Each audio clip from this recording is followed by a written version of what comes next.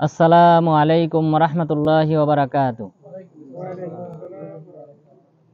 নাহমাদুহু ওয়া নুসাল্লি আলা রাসূলিহিল কারীম, আম্মা বা'দ। ফাআউযু বিল্লাহি মিনাশ শাইতানির রাজীম। ওয়া ইউনাজ্জিল্লাহুল লাযীনা ইত্তাকাউ বিমাফাযাতিহিম লা ইয়ামাসসাহুমুস সু'উ ওয়া লা হুম ইয়াহজানুন। সমস্ত প্রশংসা, সমস্ত গুণগান সেই মহান রব্বুল আলামিনের জন্য, যিনি আমাদেরকে এই বৃহস্পতিবারের কোরআনের তাফসিরে উপস্থিত হওয়ার তৌফিক দান করেছেন। সেই মহান রব্বুল আলামিনের দরগাহে জানাই লাখো কোটি সুজুদ ও শুকরিয়া, আলহামদুলিল্লাহ। দুরুদ ও সালাম বর্ষিত হোক মানবতার মুক্তির দূত মুহাম্মদ সাল্লাল্লাহু আলাইহি ওয়াসাল্লামের উপর। সম্মানিত উপস্থিতি, আজকে আমরা সূরা জুমারের 61 নং আয়াত থেকে নিয়ে 75 নং আয়াত পর্যন্ত তাফসির করব। তো আজকের আলোচ্য বিষয় মূলত পরকালীন সম্পর্কে, আল্লাহ তাআলার ক্ষমতা সম্পর্কে, এবং পরকালে আল্লাহ তাআলা যে বিচার ফয়সালার জন্য আসবেন এই পৃথিবীতে, সেই বিষয়ে মূলত আলোচনা করা হয়েছে। এবং যারা সফলকাম হবে তাদেরকে জান্নাতে প্রবেশ করার অনুমতি দেওয়া হবে, আর যারা ব্যর্থ হবে, যারা দুনিয়াতে আমল নামার ক্ষেত্রে পিছিয়ে থাকবে, পরকালে তারা জাহান্নামী হবে। মূলত এই বিষয়ে আল্লাহ তাআলা আলোচনা করেছেন। মহান রব্বুল আলামিন প্রথম আয়াতে বলেন, ওয়া ইউনাজ্জিল্লাহুল লাযীনা ইত্তাকাউ বিমাফাযাতিহিম।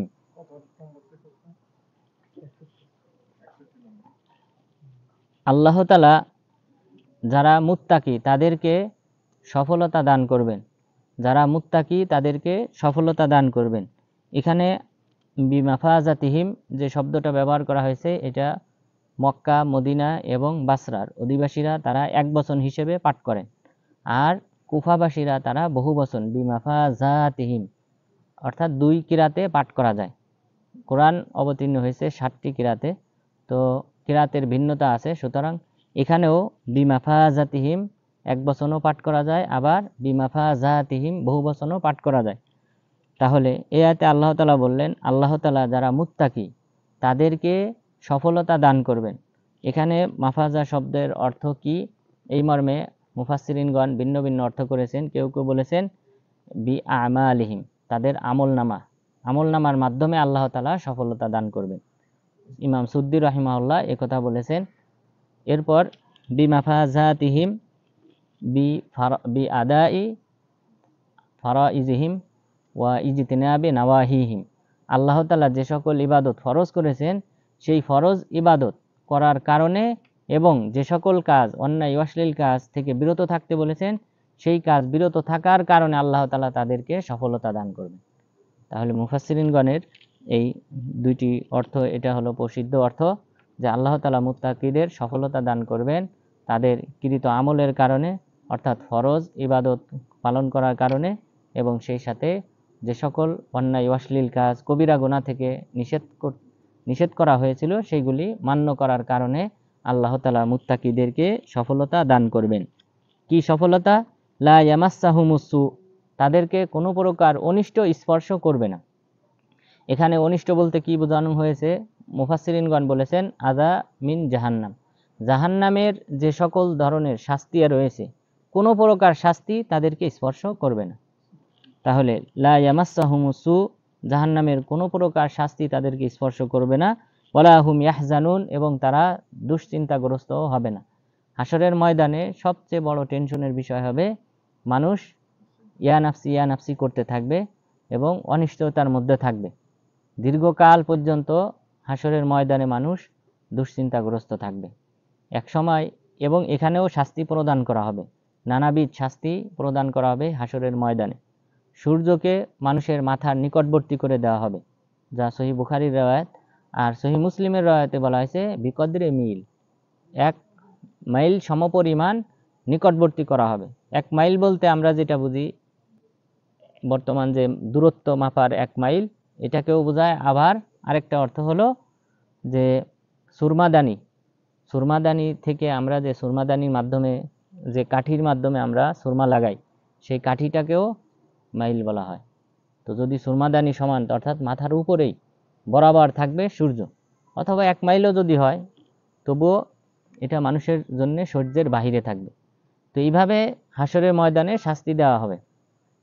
তখন মানুষরা সবাই বিভিন্ন নবীর কাছে ছুটাছুটি করবেন, বড় 6 জন নবীর কাছে তারা ছুটে যাবেন, সর্বশেষ মুহাম্মদ সাল্লাল্লাহু আলাইহি ওয়াসাল্লাম সুপারিশ করবেন যে হে আল্লাহ তুমি বিচার আচার শুরু করো। এটা কাফের, মুসলিম, ফাসিক সবার জন্য এই সুপারিশটা হবে।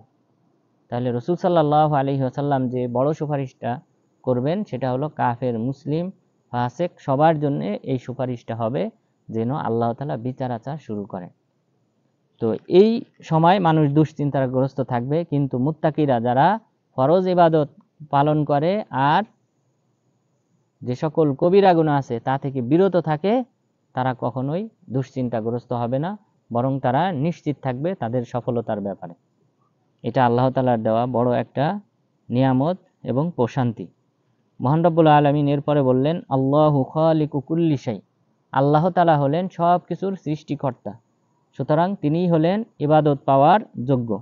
ওহু আলা কুল্লি শাইইন ওয়াকিল, তিনি হলেন সব কিছু রক্ষণাবেক্ষণকারী, পর্যবেক্ষণকারী, হেফাজতকারী।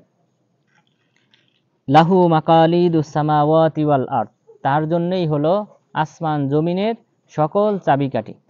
চাবিকাঠি ইমাম সুদ্দি রাহিমাহুল্লাহ তিনি বলেছেন খাজাইনুস সামাওয়াতি ওয়াল আরদ, আসমান জমিনের যে সকল ধনভাণ্ডার আছে সেই ধনভাণ্ডারের চাবিকাঠি হলো আল্লাহ তাআলার হাতে।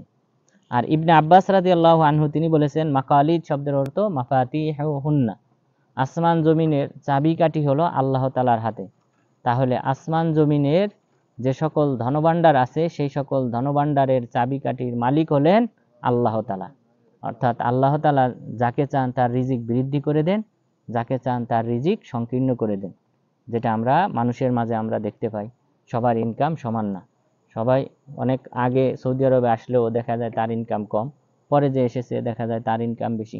এটা আল্লাহ তাআলার হাতে। আল্লাহ তাআলা যাকে চান তাকে অফুরন্ত রিজিক দান করেন এবং যাকে চান তার রিজিক সংকীর্ণ করে দেন। এরপর মহান রব্বুল আলামিন বললেন ওয়াল্লাযীনা কাফারু বিআয়াতিল্লাহ, কামাল ভাই আপনি বন্টন করে দিন, সংখ্যা বলে দিন যে কম আছে, ওনার 20টা দিন। হ্যাঁ, ওয়াল্লাযীনা কাফারু বিআয়াতিল্লাহি উলাইকা হুমুল খাসিরুন, আর যারা কাফের অর্থাৎ আল্লাহ তাআলার আয়াতকে যারা অস্বীকারী, উলাইকা হুমুল খাসিরুন, তারাই হলো ক্ষতিগ্রস্ত ইহকালে এবং পরকালে। তাহলে যারা দুনিয়াতে আল্লাহ তাআলার আয়াতসমূহকে অস্বীকার করেছিল তারা পরকালে ক্ষতিগ্রস্ত হবে, আর মুত্তাকিরা সফলকাম হবে। ওনাদেরও 20টা দিন, 20টা করে দিন, কারণ হ্যাঁ 20টা। কারণ কুল আফাগাইরাল্লাহি তা'মুরুনি আ'বুদু আইয়ুহাল জাহিলুন, কুল হে নবী আপনি বলুন আফাগাইরাল্লাহি তা'মুরুনি আ'বুদ, যে তোমরা হে মক্কার মুশরিকরা তোমরা কি আমাকে নির্দেশ দাও যে আমি আল্লাহ তাআলাকে বাদ দিয়ে অন্য দেবদেবীর পূজা করব, উপাসনা করব। আইয়ুহাল জাহিলুন, হে মূর্খের দল।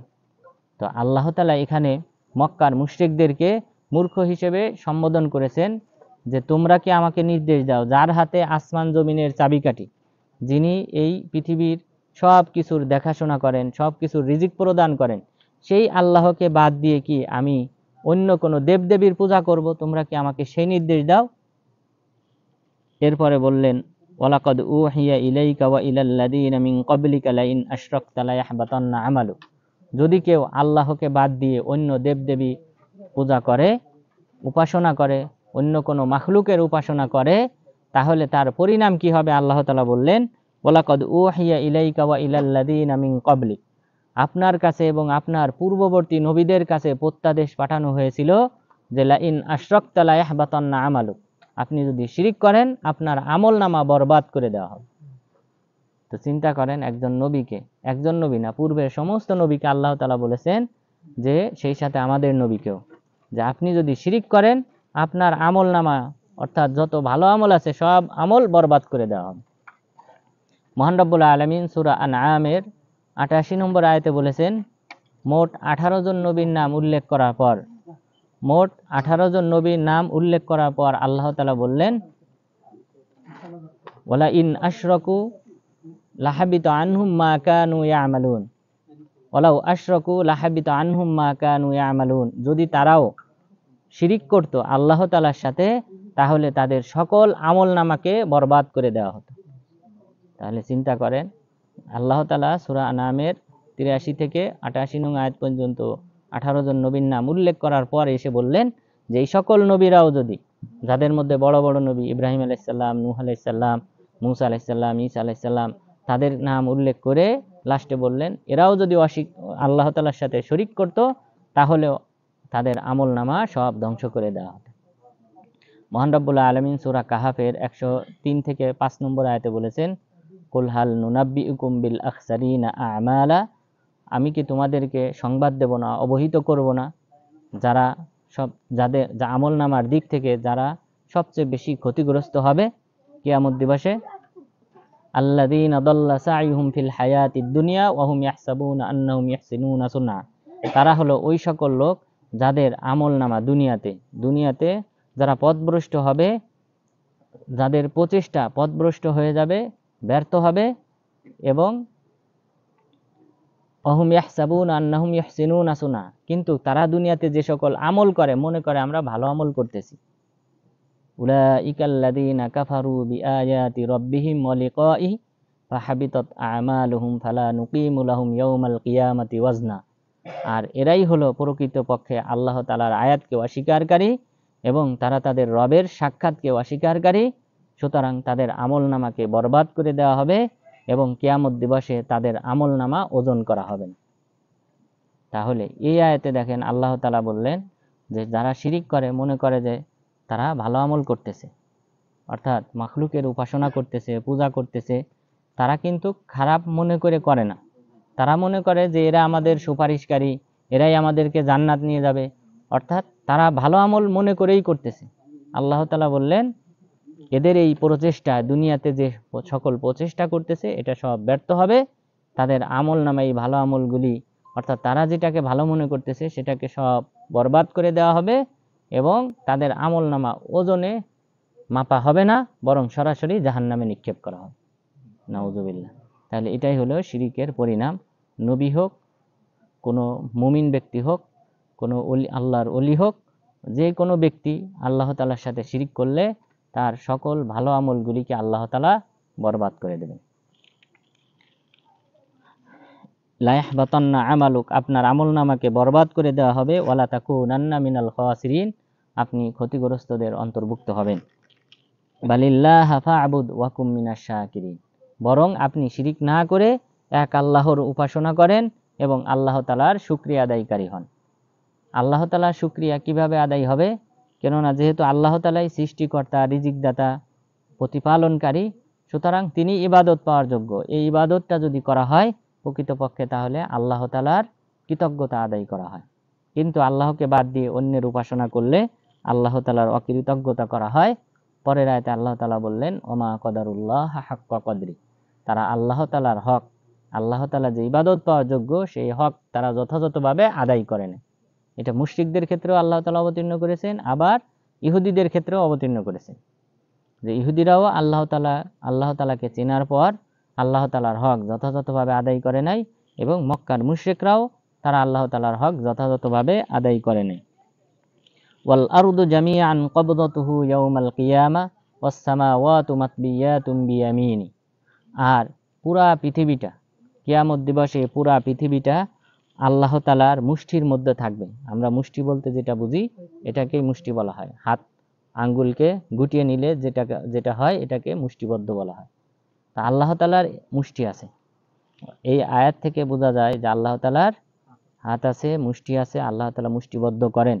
এরপরে বললেন ওয়াস সামাওয়াতু মাতবিয়াতুম বিয়ামিনি, আর সাত আসমান এটা আল্লাহ তাআলার ডান হাতে গুটানো থাকবে। তাহলে জমিন আল্লাহ তাআলার মুষ্টির মধ্যে থাকবে এবং সাত আসমান এটা আল্লাহ তাআলার ডান হাতে থাকবে। তাহলে আল্লাহ তাআলার ডান হাত সাব্যস্ত হয়েছে এই আয়াতে, সেই সাথে আল্লাহ তাআলার মুষ্টি আছে সেটাও সাব্যস্ত হয়েছে। এটা আল্লাহ তাআলার সিফাত, গুণাগুণ। এই সিফাত আমরা বিশ্বাস করব যেভাবে কোরআনে উল্লেখ করা হয়েছে সেভাবে। আমরা কোনো প্রকার তাশবিহ দেব না যে আল্লাহ তাআলার হাত মানুষের হাতের মতো বা অন্য কোনো মাখলুকের মতো, এরকম কোনো তাশবিহ দেওয়া যাবে না, কারণ আমরা তো কেউ দেখি নাই, আমাদেরকে তো বর্ণনা করা হয় নাই যে আল্লাহ তাআলার হাত এমন। সুতরাং শুধু আমরা বিশ্বাস করব হাত আছে যেহেতু এটা কোরআনে উল্লেখ করা হয়েছে, আরবরা এটাই বুঝতো। যদি কেউ এটার অপব্যাখ্যা করে যে হাত বলতে কুদরত, ক্ষমতা, তাহলে এটা তাবিল হবে, ওই কোরআনকে অস্বীকার করা হলো, পরোক্ষভাবে কোরআন অমান্য করা হলো, অস্বীকার করা হলো। কারণ এই অর্থটা আরবরা বোঝে না, যে কোরআন কবজা মানে হাত, মানে কুদরত, আল্লাহ তাআলার ক্ষমতা। কোরআন আল্লাহ তাআলা অবতীর্ণ করেছেন আরবদের ভাষায়। তো তারা যেভাবে বুঝতেন আমাদেরকে কোরআন সেভাবে বুঝতে হবে।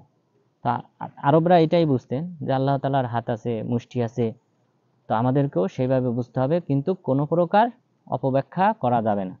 অপব্যাখ্যা করা যাবে না, যেটা এটা মুতাজিলাদের বৈশিষ্ট্য, তারপর জাহমিয়াদের বৈশিষ্ট্য, এরপর আশায়রাদের বৈশিষ্ট্য, এরপর মাতুরিদিয়াদের বৈশিষ্ট্য। বর্তমান তিনটা মাযহাব যদি আমরা বলি, তাহলে তারা যে শাফিঈ এবং মালিকি মাযহাব আশায়রাদের দ্বারা প্রভাবিত। তারাও আল্লাহ তাআলার এই সিফাতগুলির অপব্যাখ্যা করে। আল্লাহ তাআলার মাত্র 7টি সিফাত তারা সাব্যস্ত করে। আল্লাহ তাআলার 7টি সিফাত বাদ দিয়ে বাকি যত সিফাত আছে সব অস্বীকার করে। অস্বীকার বলতে তাবিল করে, অপব্যাখ্যা। আর জাহমিয়া মুতাজিলারা তারা সকল সিফাত অস্বীকার করে, জাহমিয়া এবং মুতাজিলারা। আর বাকি আশায়রা এবং মাতুরিদিয়ারা, তারা আশায়রারা 7টা সিফাত সাব্যস্ত করে, আর মাতুরিদিয়ারা 8টি সিফাত। আর বর্তমান মাতুরিদিয়া, আমাদের যে হানাফি মাযহাব আছে, তাদের অধিকাংশ মানুষই মাতুরিদিয়া আকীদায় বিশ্বাসী, অর্থাৎ প্রভাবিত হয়েছে। যেহেতু আবু মানসুর আল মাতুরিদি তিনি হানাফি মাযহাবের অনুসারী ছিলেন, আর তিনি কিন্তু আকীদার ক্ষেত্রে ইমাম আবু হানিফা রাহিমাহুল্লাহকে অনুসরণ করেন নাই। তো এই কারণে ওনার পরবর্তীতে যারা এসেছেন 333 হিজরির পরে, তারা আকীদাগতভাবে আবু মানসুর আল মাতুরিদির মাধ্যমে প্রভাবিত হয়েছে। কিন্তু এটা উচিত না। যে কোনো মাযহাবের নিয়ম হলো যে প্রথম দিকে যারা আছেন তারাই আশা করা যায় সত্যের কাছাকাছি ছিল, সুতরাং তাদেরকে অনুসরণ করা উচিত। আপনি দেখেন, ইসলাম দিন দিন যত দূরে সরতেছে, তত কিন্তু আরও মানুষের মাঝে ফিরকা, বিভিন্ন নানান দল তৈরি হইতেছে। তো এটার মানে কি, ইসলাম থেকে আরও তারা ধীরে ধীরে দূরে সরতেছে। তো এই কারণে যদি অনুসরণ করতে হয়, তাহলে প্রথম যুগে যারা ছিল সাহাবারা, তাবেঈরা, এইভাবে অনুসরণ করা উচিত। যেহেতু তারা ওহী অবতীর্ণ হওয়ার সময় তারা উপস্থিত ছিল, এবং তারা বুঝতো, এবং না বুঝলেও তারা রাসূল সাল্লাল্লাহু আলাইহি ওয়াসাল্লামের কাছ থেকে এর ব্যাখ্যা জিজ্ঞাসা করে জেনে নিত। তারপরে সাহাবাদের কাছ থেকে তাবেঈগণ জিজ্ঞাসা করত। এইভাবে তারা সঠিক জ্ঞান অর্জন করেছিল। কিন্তু 4র্থ হিজরিতে আসার পর এই মুসলিমদের মাঝে আকীদাগতভাবে বিশাল অবক্ষয় ঘটেছে। আর শুরু থেকেই তো হয়েছে 37 হিজরির পরে খাওয়ারেজদের তৈরি, এরপর 37 হিজরির আগে বা এই সময়ে শিয়াদের তৈরি, এরপর 80 হিজরিতে কাদারিয়া যারা তাকদির অস্বীকার করে তাদের আনাগোনা, এরপরে 110 হিজরির পরে মুতাজিলাদের আনাগোনা, এবং ওই সময়ে জাহমিয়াদের উৎপত্তি। তো মোটামুটি 100-150 হিজরির মধ্যে এগুলি তৈরি হয়েছে। এরপর পরবর্তীতে এটাকে আরও বিস্তারিত ভাবে ফালসাফারা, দার্শনিক যারা, তারা খলিফা আল মামুনের যুগে তিনি যে দার্শনিক যে কিতাব রয়েছে, সেই কিতাবগুলি আরবিতে অনুবাদ করে, আরবি করার মাধ্যমে মুসলিমদের মাঝে ছড়িয়ে দেওয়ার ফলে মুসলিমদের মাঝে এই দার্শনিকতা আরও বেশি প্রভাবিত হয়েছে। দার্শনিকদের যে মূল টার্গেট, সেটা হলো আল্লাহ তাআলা সর্বপ্রথম সৃষ্টি করেছেন আকল, আর আকল সৃষ্টি করেছে বাকি সব মাখলুকাত, নাউজুবিল্লাহ। এইভাবে 10টা আকল তারা সাব্যস্ত করে, আকলুল আউয়াল, আকলুল সানি, অর্থাৎ প্রথম আকল। তাহলে প্রথমে আল্লাহ তাআলা আকল সৃষ্টি করেছেন, প্রথম আকলকে, এই প্রথম আকলের মাধ্যমে দ্বিতীয় আকল, তৃতীয় আকল, এবার 10 নম্বর পর্যন্ত আকল, এগুলি সব সৃষ্টিকর্তা, নাউজুবিল্লাহ। তো এটা হলো দার্শনিক বলতে দূরের কেউ না, আপনারা সবাই চেনেন ইবনে সিনা, যিনি দার্শনিক এবং যিনি ছিলেন ডাক্তারি শাস্ত্রে, চিকিৎসা শাস্ত্রের বিপ্লব সৃষ্টিকারী। আরবদের মাঝে চিকিৎসা শাস্ত্রে যিনি বিপ্লব সৃষ্টি করেছিলেন, ইবনে সিনা, প্রসিদ্ধ সবার কাছে। এরপর ফারাবি, ইবনে রুশদ, তার লেখা কিতাব মদিনা ভার্সিটিতে এতদিন পর্যন্ত পড়ানো হয়েছে। যে ফিকহুল মুকারানা, 4 মাযহাবের ফিকহের যে কিতাব সম্বলিত যে কিতাব উনি লিখেছেন সেই কিতাব। কিন্তু তিনি কিন্তু দার্শনিক, অর্থাৎ এই সকল আকীদায় বিশ্বাসী। তো এইভাবে দার্শনিকরা তৈরি হয়েছে, তারা আরো ইসলাম থেকে দূরে, তারা কাফের। এই সকল আকীদা যারা পোষণ করে তারা কাফের। জাহমিয়া, মুতাজিলারা, জাহমিয়ারা কাফের। এদের ব্যাপারে সকল আলেমগণ একমত। আব্দুল্লাহ ইবনুল মুবারক রাহিমাহুল্লাহ থেকে শুরু করে তারা ফতোয়া দিয়েছেন এরা কাফের, দার্শনিকরা কাফের। যেহেতু সৃষ্টিকর্তা, অসংখ্য সৃষ্টিকর্তা সাব্যস্ত করতেছে যে ব্যক্তি। তো এইভাবে মুসলিমরা আরো দিন দিন আরো দূরে সরে গেছে এদের পরে। তারপরে ইমাম গাজালি, তিনিও কিন্তু দার্শনিক ছিলেন, তবে তিনি তওবা করেছিলেন, শেষ বয়সে তওবা করেছিলেন এবং সহিহ বুখারী তার বুকে নিয়ে তিনি মারা গেছেন। বলছেন যে আমি আমার পুরা জীবনটা আমি যে পথে ব্যয় করেছি, আমি যদি শুধু এই কিতাব নিয়ে, হাদিস নিয়ে আমি যদি ব্যয় করতাম, এটা আমার জন্য কল্যাণকর ছিল। কিন্তু তিনি যেহেতু তওবা করেছেন, আশা করা যায় তওবা কবুল হবে। কিন্তু তিনি যে সকল বই রেখে গেছেন, বর্তমানে যেগুলি রয়েছে সেগুলি কিন্তু ক্ষতিকর। কারণ মানুষের আমলনামা লেখা হবে, আমলনামার প্রভাব যেগুলি থেকে যাবে সেগুলিও কিন্তু লেখা হবে। অর্থাৎ আপনি একটা কিতাব লিখে গেলেন, সেই কিতাব পড়ে যারা হিদায়াত পাবে বা পথভ্রষ্ট হবে, সেটাও কিন্তু আপনার আমলনামায় যুক্ত হবে। তো এই বিষয়গুলি কিন্তু হয়তো আল্লাহ তাআলা আপনার তওবা কবুল করেছেন, কিন্তু আপনার মর্যাদা কি ওই ব্যক্তির মতো হবে যে ব্যক্তি তার পুরা জীবন এই কোরআন সহিহ হাদিস প্রচারে ব্যয় করেছে। ইবনু তাইমিয়া রাহিমাহুল্লাহ, যিনি বিদাতীদের বিরুদ্ধে তিনি লেখনী লিখেছেন, তাদের মতো মর্যাদা হবে পরকালে? কখনোই না।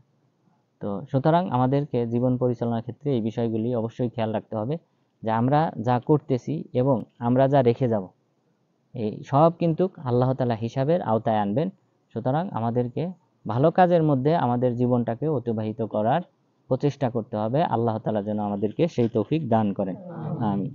তাহলে আল্লাহ তাআলার যে সকল সিফাত বর্ণিত হয়েছে, পা, তারপর সাক, পেন্ডলি, এরপরে আল্লাহ তাআলার হাত, তারপর হাতের আঙ্গুল, এরপরে আল্লাহ তাআলার ওয়াজ, চেহারা, এরপরে আল্লাহ তাআলার কোমর, হেকবন, কোমর, তারপর চোখ, এরপর নাফস। তো এই যে সিফাত জাতিয়া, এটা সত্তাগত আল্লাহর সিফাত। তো এই সত্তাগত সিফাত যেভাবে বর্ণিত হয়েছে আমাদের ঈমান আনতে হবে, কিন্তু কোনো কিছুর সাথে তাশবিহ দেওয়া যাবে না, সাদৃশ্য তুলনা করা যাবে না। এরপর কিছু সিফাত আছে আল্লাহ তাআলার বৈশিষ্ট্য, যেটা কখনো থাকে না। যেমন হাসা, আল্লাহ তাআলা হাসেন, কিন্তু এটা বর্ণিত হয়েছে হাদিসে। তো এই সিফাতগুলি, এটাও এরপর কখনো রাগান্বিত হওয়া, গজব, আল্লাহ তাআলা ইহুদিদের উপর রাগান্বিত হয়েছেন।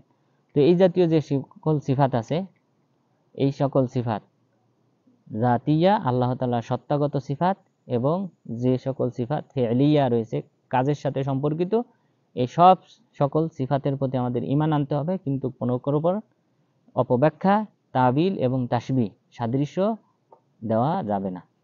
তো এইভাবে ঈমান আনয়ন করলে প্রকৃতপক্ষে সালাফরা যেভাবে ঈমান আনয়ন করেছিলেন, আমরা সেটার উপরই অটল থাকতে পারবো। আল্লাহ তাআলা যেন আমাদেরকে সেই তৌফিক দান করেন, আমিন। এরপর মহান রব্বুল আলামিন বললেন, সুবহানাহু ওয়া তাআলা আম্মা ইউশরিকুন, তারা যে শিরিক করে আল্লাহ তাআলার সাথে, দেবদেবী সাব্যস্ত করে, ইহা থেকে আল্লাহ তাআলা পূত, পবিত্র এবং মুক্ত। ওয়ানুফিখা ফিস সূরি ফাসাইকা মান ফিস সামাওয়াতি ওয়া মান ফিল আরদ। এরপর আল্লাহ তাআলা সিংগায় ফুৎকার অনুমতি দেবেন, সিংগায় ফুৎকার দেওয়া হবে। সিংগায় ফুৎকার দিলে তখন ফাসাইকা মান ফিস সামাওয়াতি ওয়া মান ফিল আরদ, আসমান জমিনের মাঝে যারা আছে তারা সবাই মারা যাবে। সাইকা শব্দের অর্থ এখানে মৃত্যুবরণ। ইল্লা মান শা আল্লাহ, আল্লাহ তাআলা যাকে চাইবেন তিনি ব্যতীত। তাহলে সবাই মারা যাবে, শুধু আল্লাহ তাআলা যদি চান কাউকে মৃত্যু না দেওয়ার, তারা বাদ দিয়ে বাকি সবাই মারা যাবে। কিন্তু অন্য এক আয়াতে আল্লাহ তাআলা বলেছেন ইল্লা ওয়াজহা, আল্লাহ তাআলা ব্যতীত বাকি যারা আছে পৃথিবীতে সবাই মারা যাবে। সুতরাং এখানে উদ্দেশ্য হলো যে ওই সময় সবাই কি হয়ে যাবে, মারা যাবে। যখন সিংগায় ফুৎকার দেওয়া হবে তখন সবাই মারা যাবে। কেউ কেউ বলেছেন যে ইল্লা মান শা আল্লাহ, আল্লাহ যাদেরকে চাইবেন তারা মারা যাবে না। তাদের মধ্যে অনেকেই 4 জন বড় ফেরেশতার নাম উল্লেখ করেছেন, যে জিবরিল আলাইহিস সালাম, ইসরাফিল আলাইহিস সালাম, মিকাইল আলাইহিস সালাম এবং মালাকুল মাউত। এই 4 জনের নাম অনেকে উল্লেখ করেছেন যে তারা বাদ দিয়ে বাকি সবাই মারা যাবে, কিন্তু এই মর্মে নির্দিষ্ট কোনো হাদিস উল্লেখ হয় নাই। তুম্মা নুফিখা ফীহি উখরা ফাইযা হুম কিয়ামুন ইয়ানজুরুন, এরপর দ্বিতীয় সিংহায় ফুৎকার দেওয়া হবে, তখন তারা দাঁড়িয়ে তাকাতে শুরু করবে। অর্থাৎ এটা হলো, তাহলে প্রথম যে সিংহায় ফুৎকার দেওয়া হবে এটা হলো কিয়ামত। কিয়ামত সংগঠিত হবে, অর্থাৎ পৃথিবীতে যারা আছে সবাই, পৃথিবীতে আসমানে যারা আছে সবাই মারা যাবে। সবাই মারা যাওয়ার পর এরপর দ্বিতীয় যে সিংহায় ফুৎকার দেওয়া হবে, তখন কবর থেকে সবাই উঠবে, জীবিত উঠবে। ফাইদা হুম কিয়ামুন ইয়ানজুরুন, তখন তারা সবাই আগের মতো অনুরূপভাবে আকৃতি, মানুষের আকৃতি নিয়ে উঠবে এবং দেখতে শুরু করবে। তবে কিছু কাফের যারা, তাদেরকে অন্ধ করে তোলা হবে এবং তাদের আকৃতি বিকৃত করা হবে, অর্থাৎ তাদের চেহারা হবে কালো মলিন। উজুহু ইয়াউমাইযিন মুসওয়াদ্দা, কালো মলিনময় হবে অনেক চেহারা। তো কাফেরদের চেহারা কালো মলিনময় হবে, আর মুমিনদের চেহারা হবে, মুসলিমদের চেহারা হবে হাস্যোজ্জ্বল। হাস্যোজ্জ্বল বলতে ইউসুফ আলাইহিস সালামের যে চেহারা, অনুরূপ চেহারা পাবে মুসলিমরা। আর আকৃতি হবে, গঠন, উচ্চতা হবে আদম আলাইহিস সালামের মতো 60 হাত বিশিষ্ট। আর কাফেরদের যে বডি হবে এটা ভিন্ন ভিন্ন হবে, অর্থাৎ বিশাল পাহাড়ের চেয়েও বড় হবে। জিরসুল কাফিরি মিসলা উহুদ, রাসূল সাল্লাল্লাহু আলাইহি ওয়াসাল্লাম বলেছেন, কাফেরের যে মাড়ির দাঁত থাকবে, এই মাড়ির দাঁত হবে উহুদ পাহাড় সমান। তাহলে তার বডি কত বড় হবে। তো এভাবে তাদেরকে ভিন্ন বড় আকৃতি দেওয়া হবে, বিশাল আকৃতি দেওয়া হবে, যেন জাহান্নামের শাস্তি তারা উপভোগ করতে পারে। আর মুমিনদেরকে 60 হাত করা হবে লম্বায়, আদম আলাইহিস সালামের গঠন, আর চেহারা হবে ইউসুফ আলাইহিস সালামের, আর কলব, অন্তর হবে আইয়ুব আলাইহিস সালামের। আর ইউসুফ আলাইহিস সালামের চেহারা সম্পর্কে সহিহ মুসলিমে বলা হয়েছে, উতিয়া শাতরুল হুসন, আল্লাহ তাআলা তাকে পুরা পৃথিবীর অর্ধেক সৌন্দর্যতা দান করেছে। তো এমন উজ্জ্বল চেহারা হবে মুমিনদের, মুসলিমদের। তাহলে এখানে এই আয়াতে কিন্তু সিংহায় ফুৎকার দেওয়ার কথা বলা হয়েছে 2 বার। প্রথমবার যখন সিংহায় ফুৎকার দেওয়া হবে, তখন এই আওয়াজটা ক্ষীণ আওয়াজ হবে, হালকা আওয়াজ। মানুষ সবাই আগে যেভাবে ব্যবসা বাণিজ্য করে, আমরা প্রতিদিন যেমন ডিউটিতে যাই, অনুরূপ ভাবে মানুষ ওই দিনও, কিয়ামতের দিনও সবাই যার যার পণ্য নিয়ে, ব্যবসায়ী পণ্য নিয়ে ব্যবসা বাণিজ্য শুরু করবে, সবাই যার যার কাজে যাবে, ডিউটিতে যাবে। এরপরে সিংহায় ফুৎকার দেওয়ার পর ক্ষীণ আস্তে আস্তে আওয়াজটা ধীরে ধীরে বাড়তে থাকবে, এবং বাড়তে বাড়তে এক সময় এই মানুষের যে শ্রাব্যতা আছে, শ্রবণ শক্তির ক্ষমতা, এর বাহিরে চলে যাবে, মানুষগুলি সব মারা যাবে। এরপর দীর্ঘদিন পর আল্লাহ তাআলা যখন চাইবেন, যদিও কিছু কোনো কোনো রায়াতে বলা হয়েছে 40 বছর না 40 মাস না 40 দিন, এটা বলা হয় নাই। তো যাই হোক, দীর্ঘ কাল পর এরপরে আল্লাহ তাআলা দ্বিতীয়বার সিংহায় ফুৎকার দেওয়ার অনুমতি দেবেন, তখন মানুষ পুনরুত্থান ঘটবে এবং হাসরের ময়দানে তখন মানুষ সমবেত হবে। তো এখানে আয়াতে 2 বার বলা হয়েছে সিংহায় ফুৎকার দেওয়ার কথা, কিন্তু কিছু কিছু রিওয়ায়াতে, হাদিসে কিন্তু এটা জয়ীফ হাদিস, ওখানে বলা হয়েছে যে সালাসা মাররাত, 3 বার সিংহায় ফুৎকার দেওয়া হবে। নাফখাতুন লিল ফাজা, মানুষের মাঝে ভীতি সঞ্চারের জন্য একটা, এরপরে আরেকটা হলো মৃত্যুর জন্য, আরেকটা হলো পুনরুত্থানের জন্য। কিন্তু এই হাদিসটা জয়ীফ। শাইখুল ইসলাম ইবনে তাইমিয়া তিনি এটাই বলেছেন যে 3 বার সিংহায় ফুৎকার। সুতরাং সব আলেমের কিন্তু ভুল আছে। তিনি শাইখুল ইসলাম ইবনে তাইমিয়া, ওনার লেখা বই আমরা যদি পড়তে শুরু করি, হয়তো আমরা পড়ে শেষ নাও করতে পারি। তো উনি এত বড় আলেম হওয়া সত্ত্বেও তিনি বলেছেন 3 বার সিংহায় ফুৎকার দেওয়া হবে, কিন্তু কোরআনের আয়াত অনুযায়ী বোঝা যায় 2 বার, এবং এটাই সঠিক। আর যে সকল রিওয়ায়াত এসেছে সেই রিওয়ায়াতগুলি জয়ীফ, অর্থাৎ সিংহায় ফুৎকার হবে মাত্র 2 বার। এরপর মহান রব্বুল আলামিন কি করবেন, দ্বিতীয়বার যখন সিংহায় ফুৎকার দেওয়া হবে, হাসরের মাঠে মানুষ সবাই সমবেত হবে, আল্লাহ তাআলা পৃথিবীতে চলে আসবেন। ইয়াউমা তুবাদদালুল আরদু গায়রাল আরদ, এই পৃথিবীকে ভিন্ন পৃথিবীতে আল্লাহ তাআলা পরিণত করবেন। এই পৃথিবীকে ভিন্নভাবে গড়বেন, যেহেতু এই পৃথিবীতে আমাদের বিচার আচার হবে। ওয়াজিআ ইয়াউমাইযিন বিজাহান্নাম, জাহান্নামকে নিয়ে আসা হবে, জান্নাতকে নিয়ে আসা হবে। এরপর সর্বনিম্ন যে ব্যক্তি জান্নাতি হবে তাকে দেওয়া হবে এই পৃথিবীর 10 গুণ। তাহলে নিশ্চয়ই এই পৃথিবী আল্লাহ তাআলা বিশাল আকৃতির প্রদান করবেন। অর্থাৎ এই পৃথিবীতে বিচার আচার শুরুর পূর্বে আল্লাহ তাআলা এই পৃথিবীকে ভিন্নভাবে আরো বেশি প্রশস্তময় করবেন।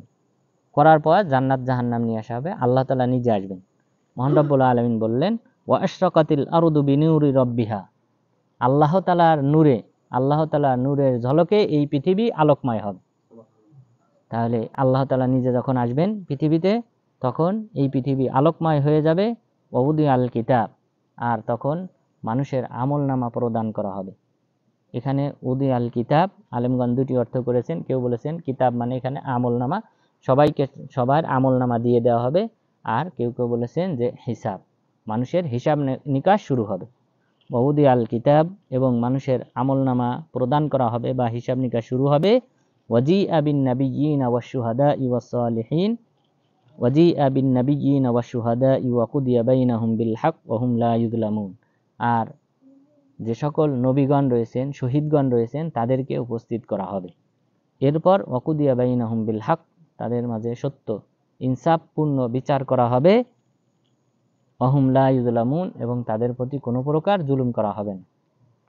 তাহলে আল্লাহ তাআলা দুই শ্রেণীর মানুষ যারা হলো মর্যাদাবান, নবীগণ, শহীদগণ, তাদেরকে উপস্থিত করবেন, তাদের মাঝে ফয়সালা করবেন। অর্থাৎ তাদের ফয়সালা, তাদের ঠিক তারাই প্রথম জান্নাত উদ্বোধন করবেন। তো আল্লাহ তাআলা তাদেরকে দিয়েই এই ফয়সালা করবেন। এরপর ওয়াহুম লা ইউযলামুন, অন্যান্য যে সকল মাখলুক রয়েছে তাদের কারো প্রতি কোনো প্রকার জুলুম করা হবে না। এই বিচার আচারটা হবে সবার জন্য, মানুষ, মাখলুক, জিন জাতি সবার বিচার আচার হবে। অর্থাৎ পশু পাখি, কেউ যদি অন্য কোনো পশু পাখির উপর জুলুম করে থাকে, তাহলে আল্লাহ তাআলা এই দুর্বল মাজলুম যে সকল পশু পাখি আছে তাদেরকে সক্ষমতা দান করবেন যে অনুরূপ প্রতিশোধ নেওয়ার। তখন তারা প্রতিশোধ নেবে। এইভাবে নিজেদের মাঝে প্রতিশোধ নেওয়ার পর আল্লাহ তাআলা মাটি হয়ে যাওয়ার নির্দেশ দিবেন। তখন তারা সবাই মাটিতে পরিণত হয়ে যাবে।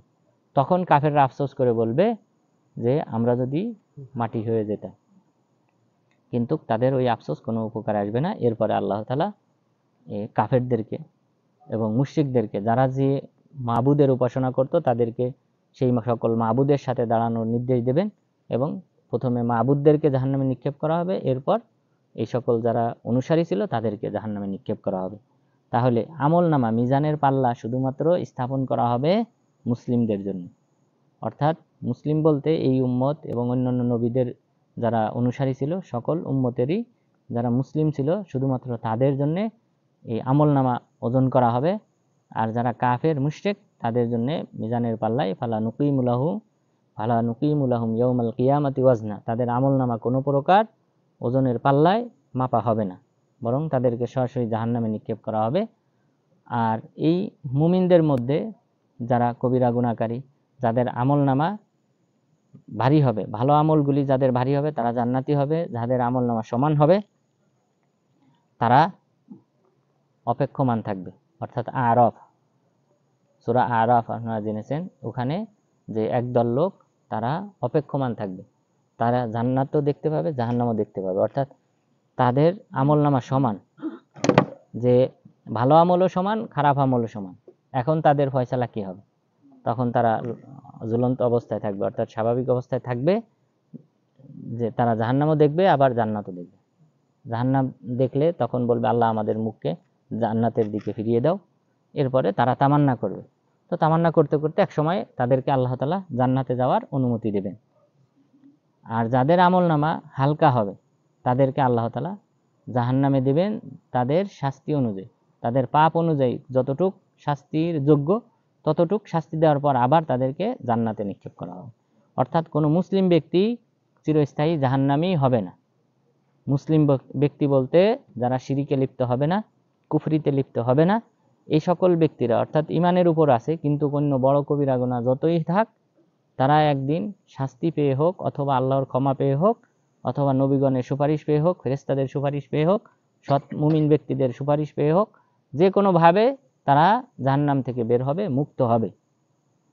কিন্তু খাওয়ারেজ মুতাজিলা যারা, তারা কিন্তু মনে করে কবিরা গুনাহকারী চিরস্থায়ী জাহান্নামী। অথচ রাসূল সাল্লাল্লাহু আলাইহি ওয়াসাল্লাম বলেছেন, শাফাআতি লি আহলিল কাবাইর মিন উম্মতি, আমার সুপারিশটা নির্ধারিত আমার উম্মতের কবিরা গুনাহকারীদের জন্য। তাহলে আপনি কিভাবে বলেন রাসূল সাল্লাল্লাহু আলাইহি ওয়াসাল্লামের হাদিসের বিপরীত কথা, যে যারা কবিরা গুনাহকারী তারা চিরস্থায়ী জাহান্নামী হবে? রাসূল সাল্লাল্লাহু আলাইহি ওয়াসাল্লাম বললেন, আমার সুপারিশ আমি রেখে দিয়েছি আমার উম্মতের কবিরা গুনাহকারীদের জন্য। তাহলে যারা কবিরা গুনাহ করার কারণে জাহান্নামে যাবে তাদেরকে সুপারিশের মাধ্যমে বের করা হবে। এরপর তাহলে কিয়ামত দিবসে আল্লাহ তাআলা আসবেন। তো আল্লাহ তাআলা প্রথম আসমানে এখনো আসেন প্রতিদিন। ইয়ানজিলু রব্বুনা তাবারাকা ওয়া তাআলা কুল্লা লাইলাতিন ইলাস সামাঈদ দুনিয়া, আমাদের রব প্রত্যেক রাতে প্রথম আসমানে নেমে আসেন রাতের 2/3 অতিক্রম করার পর, অর্থাৎ 3 ভাগের 2 ভাগ অতিক্রম করলে তখন আল্লাহ তাআলা নেমে আসেন। তো এখনো নেমে আসেন এবং ডেকে ডেকে বলেন, কে আছে আমার কাছে ক্ষমা চাইবে, কে আছে আমার কাছে কোনো কিছু চাইবে, আমি তার চাওয়া পূরণ করব, তার পাপ ক্ষমা করব। তো এইভাবে আল্লাহ তাআলা ডেকে ডেকে বলে। সুতরাং আমাদেরকে এই সময় দোয়া করতে হবে, এই সময় দোয়া কবুল হয়।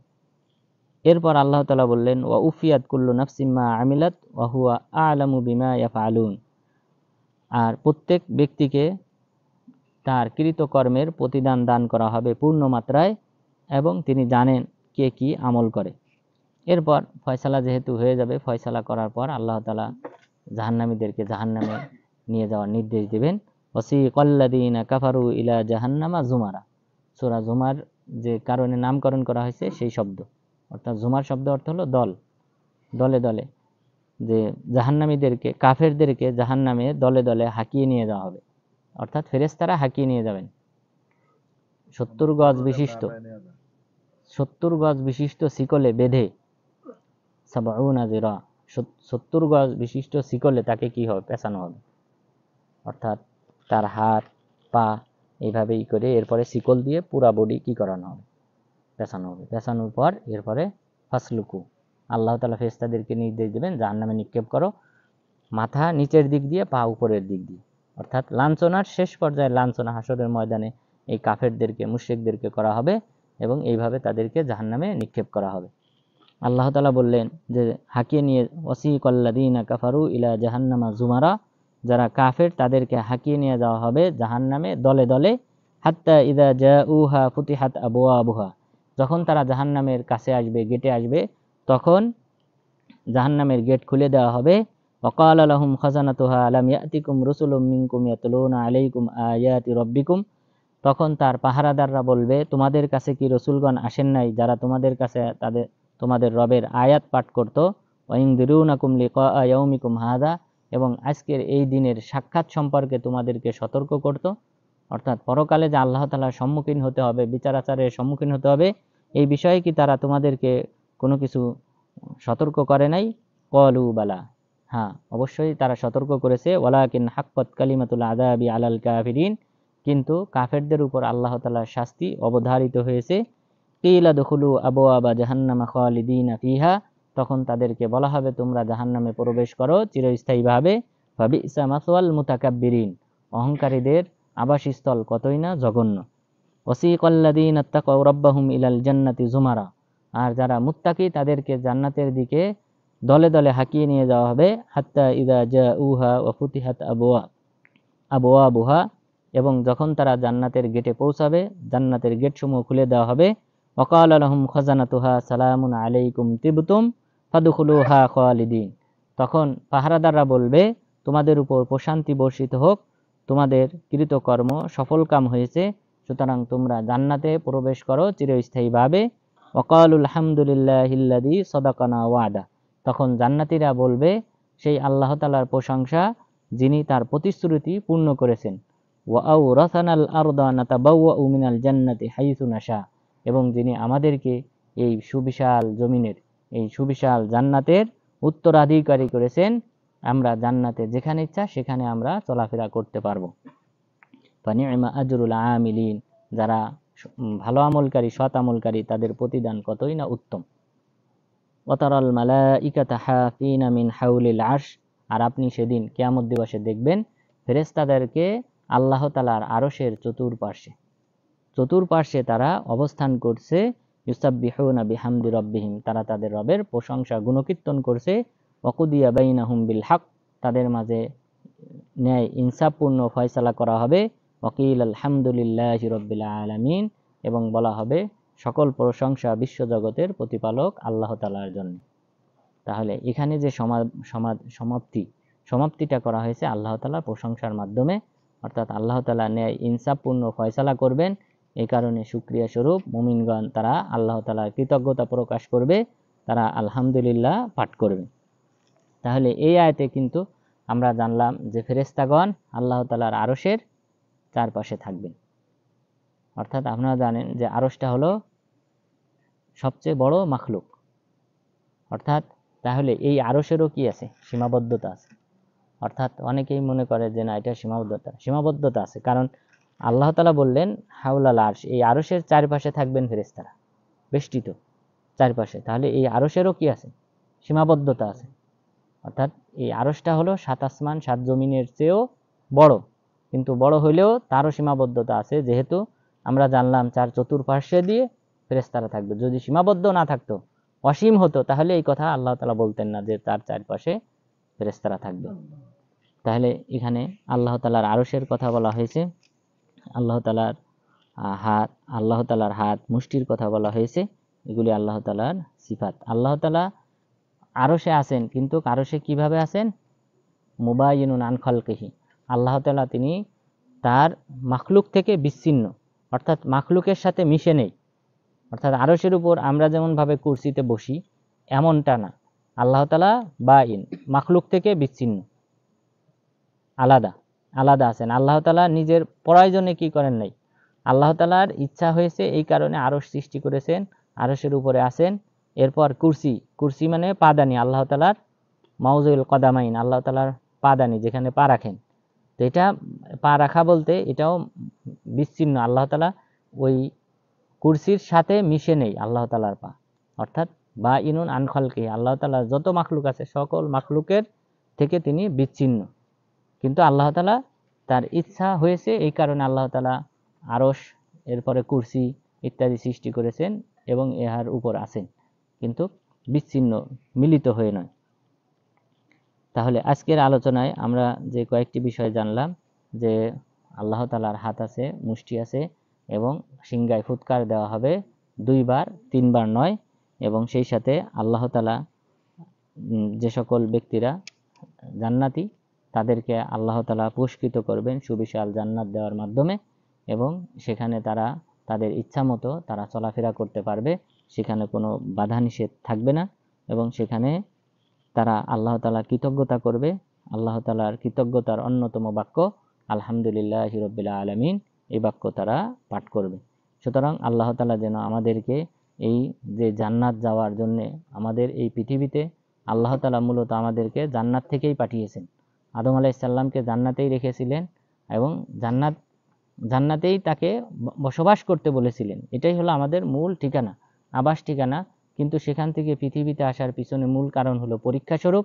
তো আল্লাহ তাআলা যেন এই পৃথিবীতে যে পরীক্ষার জন্য আমাদেরকে পাঠিয়েছেন, সেই পরীক্ষায় যেন উত্তীর্ণ হওয়ার তৌফিক দান করেন এবং সেই জান্নাতে পুনরায় ফিরে যাওয়ার তৌফিক দান করেন।